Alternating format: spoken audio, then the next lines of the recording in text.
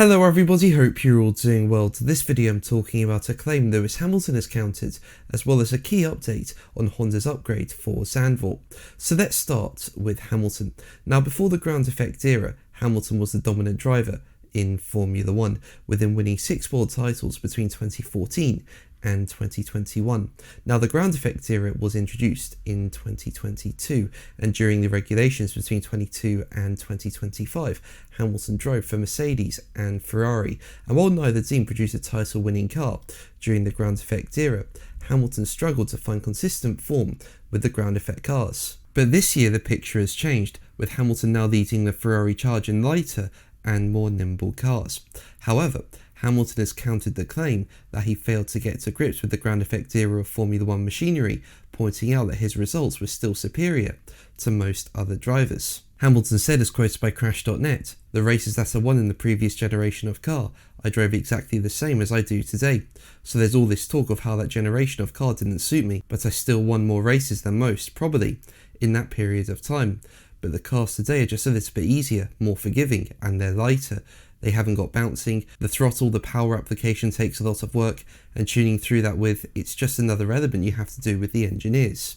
Before it was just about drivability, whereas today drivability is where they're deploying and you're changing that all the time. And understanding that, you can actually have an effect by going half throttle, off throttle, on throttle, 10% off. That changes the deployment through the app. So understanding that is even more crucial than it was before. Now make sure to subscribe so you don't miss my Formula 1 content and are kept up to date with F1 news. All your support is incredible, and thank you so much for helping me reach over 50,000 subscribers. So let's move on to Honda. Now, as we know, Aston Martin and Honda had an awful start to 2026. However, they're definitely on the right path now. I mean, at the last round in Hungary, Aston Martin brought a 16-part upgrade to their car, and this took them from the back of the grid to fighting more in the midfield. And Honda is bringing much needed power to its engine in Zandvoort. Now, ahead of the Dutch Grand Prix, Honda has given an update about what its power unit upgrade will look like, and on top of that, it seems Honda are quite confident about the upgrade, with them saying on their website, for the first race of the second half of the season following the summer break, Honda will introduce an updated power unit as it looks to improve performance together with Aston Martin. The updated RA626H delivers increased power through improvements to the internal combustion engine, along with minor upgrades to the battery and other components. Honda has made maximum use of the development budget and bench testing time made available through the additional development and upgrade opportunity system to improve performance.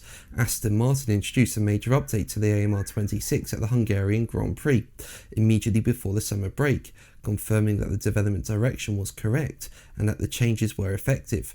The team has also announced further updates for the Dutch Grand Prix, with attention now focused on the results.